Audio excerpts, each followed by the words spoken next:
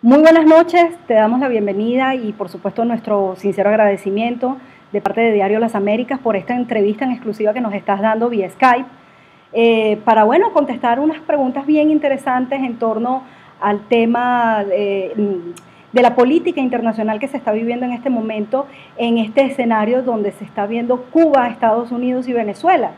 El Diario Las Américas ha estado haciendo un seguimiento de la información y bueno, algunos de nuestros lectores a través de la mensajería tienen inquietudes como, por ejemplo, ahorita que pareciera que hay una luna de miel entre Estados Unidos y Cuba, ¿cómo luce Venezuela? Que a todas luces, pues bueno, el régimen chavista que ahora está liderado por Nicolás Maduro, se supone son pupilos del régimen castrocomunista, y bueno, de repente pareciera que el imperio norteamericano o el imperio estadounidense ya no es el enemigo, surge ahora un nuevo enemigo que es España. Entonces, en ese concierto de naciones, de diálogos, de diplomacia, de miradas amistosas que se dieron, por ejemplo, en el escenario de la recién cumbre de las Américas que terminó hace pocos días, ¿cómo luce Venezuela? ¿Cómo luce Estados Unidos? Y cómo luce, por supuesto, Cuba. Esto parecía un triángulo amoroso, para ponerlo como una telenovela. Gracias, Vilma. Bueno, primero gracias por la invitación, un placer poder comunicarme con ustedes y darles mis impresiones de lo que me están preguntando. Sin duda son preguntas claves y lo más importante es que sí creo que Venezuela no está en su mejor momento porque sin duda el hecho de que la metrópoli ideológica y evidentemente política del modelo que se ha instaurado en Venezuela, en la medida que esa potencia se acerca a los Estados Unidos en unos términos inéditos en los últimos 50 años, y donde se produce una posible reconciliación, que de hecho va encaminada en esa dirección, como tú sabes. Ya se habla de apertura de las embajadas, ya el hecho de que a Cuba se le haya retirado la lista de países patrocinadores del terrorismo, sin duda abre esa compuerta, pues el acercamiento parece un acercamiento muy probable. No quiero decir con eso, pues tú decías, si todos los sectores del gobierno americano, o por lo menos de los Estados Unidos, de esta nación, no necesariamente, evidentemente hay oposición dentro de un Congreso dominado por los republicanos, no va a ser fácil el levantamiento del embargo. Hay intereses, evidentemente, dentro de incluso estados de Estados Unidos que están donde hay inclusive factores senadores republicanos y factores republicanos que pudieran por intereses económicos estar apoyando ese acercamiento, pero lo cierto es que el acercamiento se está produciendo. Un acercamiento que viene siendo planificado por La Habana desde hace tiempo. Como sabes, las conversaciones duraron 18 meses. Yo siempre he dicho que no dudo que en esos 18 meses haya salido a la luz el tema de Venezuela, porque Venezuela se ha convertido en una pieza incómoda incluso para los Castro, porque aunque ellos utilizaron esa transición que se produjo desde la muerte de Hugo Chávez al madurismo, y aunque ellos escogieron a Maduro como pieza fundamental para garantizarse los ingresos petroleros, ellos tenían en mente probablemente que Venezuela, el chavismo sin Chávez iba a ser un proceso difícil de sostener, como se ha evidenciado en estos tiempos, y que por lo tanto, como ya tenía características de ingobernabilidad, incluso cuando ya Chávez entró en su etapa final, en la etapa final de su enfermedad, ya se sentían factores de inestabilidad. Es muy probable que ellos hayan desde ese momento empezado, y de hecho empezaron a hacer cambios en materia de reforma económica, ciertos cambios en materia incluso política, y evidentemente también seguramente comenzó de manera muy certera el acercamiento con Washington, sobre todo con la administración del presidente Obama. Entonces yo creo que definitivamente Venezuela en ese sentido se queda sin el asidero ideológico, por lo menos desde el punto de vista de esa bandera o esa tabla de salvación que ha significado, por ejemplo, mostrar la bandera del antiimperialismo cada tanto tiempo por la utilización del llamado enemigo externo. Es evidente que en esas condiciones, cuando se quedan sin ese asidero, cuando se quedan sin esa justificación, cuando se quedan sin ese pretexto, tienen que buscar otro. Que en este caso sería España. El imperialismo norteamericano, España, no será el imperialismo norteamericano, será el imperialismo español, que como tú sabes, dentro de la narrativa castrochavista, pues siempre también, digamos, las acusaciones contra lo que fue la colonización española, la herencia española en las Américas, etcétera, por esa tesis indigenista muy mal enunciada, pero en todo caso que existente, que ellos vienen manejando también, pues sin duda eso les sirve por lo menos como pretexto para mantener o seguir manteniendo el llamado enemigo externo. ¿Okay? Y yo pienso que más demuestra una debilidad que una fortaleza. Yo creo que es un gobierno que técnicamente es insostenible, más allá que se sostenga por razones ajenas a la capacidad de ese gobierno de sostenerse, como por ejemplo las debilidades de la oposición, que a veces creo que son probablemente el factor de sostenimiento mayor que tiene el régimen, y evidentemente la capacidad de represión, porque un gobierno que se queda sin asideros termina acudiendo a una represión cruda y dura como es la que se viene evidenciando en Venezuela. Pero creo que por eso siguen ellos argumentando el enemigo externo como justificación, siguen esgrimiendo esa bandera porque la necesitan, sobre todo con la base ciertamente precaria, reducida, pero aún existente que ellos tienen internamente la base de apoyo. Pero uno podría interpretar que en este momento se trata simplemente como de una especie de telenovela, o sea que no es, sí, es un enemigo externo, pero eso no va a pasar de palabras, porque en un artículo que escribíamos justamente en esta semana, nosotros planteábamos la pregunta de hasta dónde puede llegar el régimen de Nicolás Maduro en cuanto a sus amenazas hacia el gobierno español, porque es evidente que está amenazándolo de alguna manera con algún tipo de represalia. Pudiera ser que el gobierno de Venezuela decida expropiar, por ejemplo, empresas españolas. Hay un analista, que ahorita no recuerdo el nombre, decía que ya ni siquiera puede pensar en eso porque las empresas españolas han tenido un duro golpe económico en la situación que tiene ahorita Venezuela y que no han salido de Venezuela precisamente por una esperanza de que eso va a mejorar, como muchos venezolanos piensan que va a mejorar. Entonces, esto es una diplomacia, como decía nuestro amigo Milos Alcalay, él decía que era una diplomacia de carritos chocones, o se trata de que puede ir a algo mucho más serio, con medidas un poco más serias a nivel del gobierno de Venezuela hacia empresarios, por ejemplo, empresarios españoles. Sí, bueno, el término carrito chocón lo utilizó en una oportunidad de manera bastante certera, aunque yo lo critiqué, debo decir, Teodoro Pekov con respecto a Hugo Chávez. Yo decía que Hugo Chávez era un carrito chocón, pero cargado de dinamita, por el daño que hacía ese carrito chocón, ¿no? Pero en todo caso, bueno, el carrito chocón que representa esa diplomacia de carrito chocón, sin duda crea mucho daño en el caso venezolano, porque deteriora aún más la imagen del país. Eso de buscar peleas donde no las hay, de ganarse enemigos donde no debería haberlos, en un momento en que Venezuela está tan debilitada, más bien es sumamente dañino. Pero el caso de España es que la idea fuerza que tiene esgrimir la bandera antiimperialista frente a los Estados Unidos, que está, como tú sabes, disminuida por este acercamiento de Cuba con Estados Unidos, pues no la tiene con el caso de España. ¿Hasta cuándo le puede durar este argumento? Pienso que ellos también lo están utilizando por el hecho de que, por ejemplo, prominentes figuras de la política española, como en este caso Felipe González, como el propio José María Aznar, han venido, digamos, criticando, e inclusive factores de poder. El propio gobierno español, del gobierno de Rajoy, ha tenido, digamos, críticas importantes a lo que ha sido la violación flagrante de los derechos humanos, el deterioro de toda la institucionalidad, la gobernabilidad y la institucionalidad democrática en el país, donde prácticamente se han borrado la separación de poderes y no existe un gobierno que pudiera calificarse de democrático, y también el deterioro inmenso económico de la calidad de vida de la gente, la criminalidad desatada. Todos esos factores que dan un cuadro verdaderamente dramático han sido criticados por España.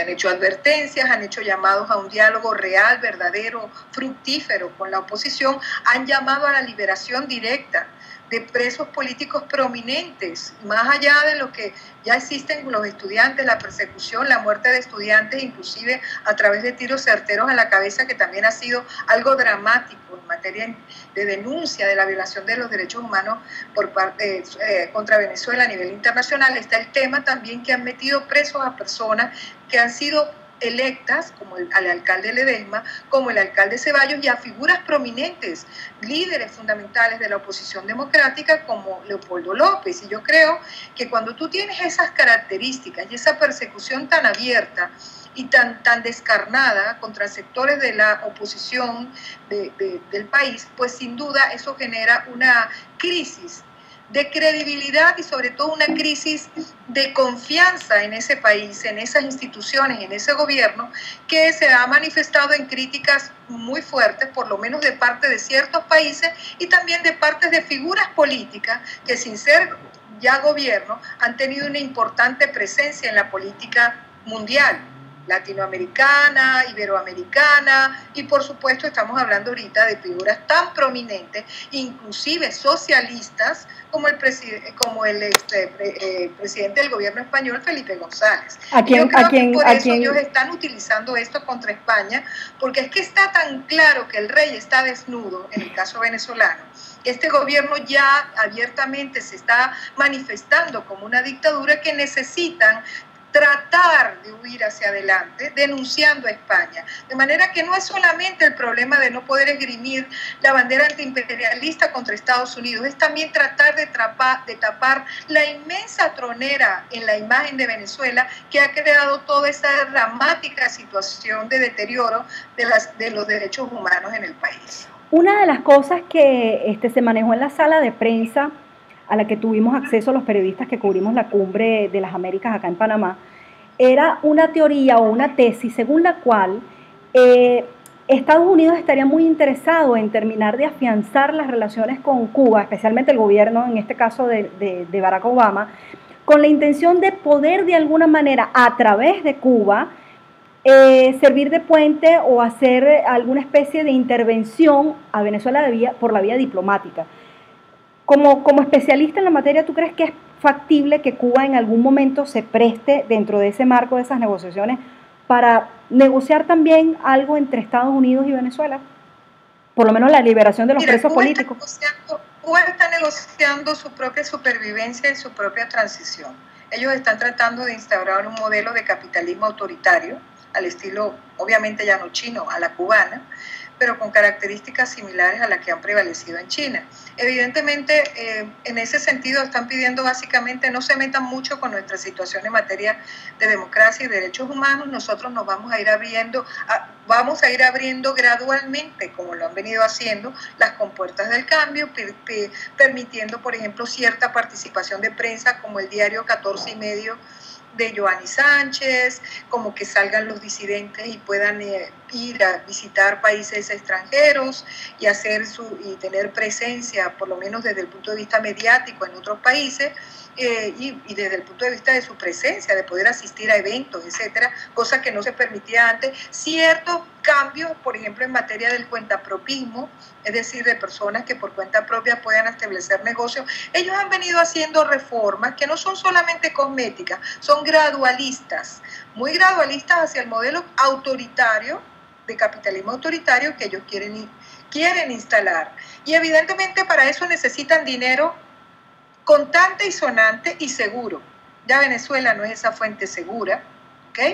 Pero Estados Unidos sí lo es, y además hay muchos sectores dentro de los Estados Unidos que están dispuestos a ayudar a Cuba en esa transición autoritaria, ¿ok? Y eso es interesante decirlo porque si bien tú me comentabas si realmente ellos podían sostenerse, mira, ellos están planeando su transición muy bien, no en vano tienen más de 50 años en el poder, saben cómo manejar el poder, son expertos en sostenerse en el poder, a pesar de las condiciones difíciles que han atravesado, han logrado, digamos, capear esos temporales políticos importantes, esas situaciones de precariedad que han vivido, por ejemplo, con la pérdida del apoyo soviético y posteriormente ahora con la pérdida de Venezuela. Fíjate cómo han generado una transición interesante de acercamiento a los Estados Unidos con ese fin. Y por otra parte, ya el propio Raúl Castro está diciendo que él se queda hasta el 2018. No sé si sabes que en la reunión que tuvo Barack Obama con el presidente Barack Obama con el ahora llamado presidente, cuando nunca ha sido electo, Raúl Castro, estuvo el hijo de Raúl Castro, Alejandro Castro Espín, que es una de las figuras de la transición. Estuvo Díaz Canel, el vicepresidente, un civil. Te estoy hablando de personas que están rondando los 50 años. Ya la transición ellos la están armando, ¿ok? Y Raúl Castro se ha caracterizado, muy a diferencia de su hermano, que no habla poco y hace mucho más que el hermano. es mucho más pragmático. Él ha manejado el aparato militar, no en vano ha sido el constructor del aparato militar, que son los que dominan el sector económico de Cuba. Y por eso creo que además obviamente tiene poder de mando. Para Cuba sería mucho más traumático, no que se muriera Fidel, que muriera Raúl Castro. Y Raúl Castro sabe que él es octogenario, que él también es un hombre de 83, 84 años, y que evidentemente también le queda un tiempo de vida relativamente corto, y que por lo tanto la transición la tiene que hacer y ya la están planeando. Yo sí creo que es una dictadura que va a transitar a un modelo a la cubana estilo chino, ¿ok? Y que lo están haciendo ya, y necesitan para eso el apoyo de Washington. Hoy el destino preferido, por lo menos en el imaginario de los Estados Unidos del turismo, es Cuba. Es popular irse a Cuba a fotografiarse en cualquier lugar. ¿Okay? Es popular pensar en viajar a Cuba, en invertir en Cuba. Si tú hoy haces una reunión de posibles inversores en Cuba, va a estar lleno, muy a diferencia de lo que pasa con Venezuela. Esto ni en mis peores escenarios yo me lo imaginaba, ¿okay? Que íbamos a ver a Cuba como un destino probable y favorito de inversiones, y Venezuela iba a ser una suerte de posilga en materia de inversiones para el mundo. Fíjate los contrastes que estamos viviendo hoy, simplemente por un problema de liderazgo, aunque no sea democrático. Te estamos hablando de un mundo de realpolitik pragmático que está reconociendo el modelo del capitalismo autoritario como un modelo válido en las relaciones internacionales, y Estados Unidos mismo lo ha reconocido cuando permitió que en la Cumbre de las Américas, cuyos principios fundadores eran democracia, derechos humanos y capitalismo, economía de mercado, bajo el concepto de crear una zona de libre comercio de las Américas, terminara Cuba entrando por la puerta grande y de la mano de Estados Unidos.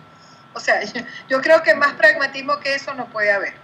Bueno, eso lo que demuestra es que los tiempos cambian, que las cosas evolucionan, y que en algunos países, como Venezuela, pareciera que el fenómeno es todo lo contrario, es la involución. Involución, exactamente. Nosotros hemos involucionado. Y por eso te decía que en mis peores pesadillas yo pensé ver a Cuba como destino favorito de inversiones en comparación con Venezuela, que parece más bien estarlas ahuyentando a todo nivel. Bueno, Vilma Petrach, internacionalista, una persona fantástica que tiene una trayectoria impecable. Ahorita se encuentra, pues bueno, viviendo en Miami. Te damos las gracias desde Diario Las Américas por habernos permitido hacer esta entrevista en exclusiva. Y pues nada, estamos a la orden para seguir analizando y seguir abordando temas de distinta índole que, pues por supuesto, le interesa a nuestros lectores. Buenas noches, Vilma. Buenas noches y gracias por esta entrevista, y con mucho gusto para la próxima seguiré ayudándolos. Gracias. Hasta luego. No tranques. Ahora te vas a echar un poquito hacia atrás. Ahora te vas a quedar ahí, no te vayas a balancear hacia adelante, y vamos a ir con la segunda entrevista, que esa sí la vas a hacer cortica, pues son preguntas y respuestas. ¿Vamos a cortar este momento? Ajá, vamos a cortar un momento aquí para guardarlo. Perfecto. Y así la mandamos separada para que ellos no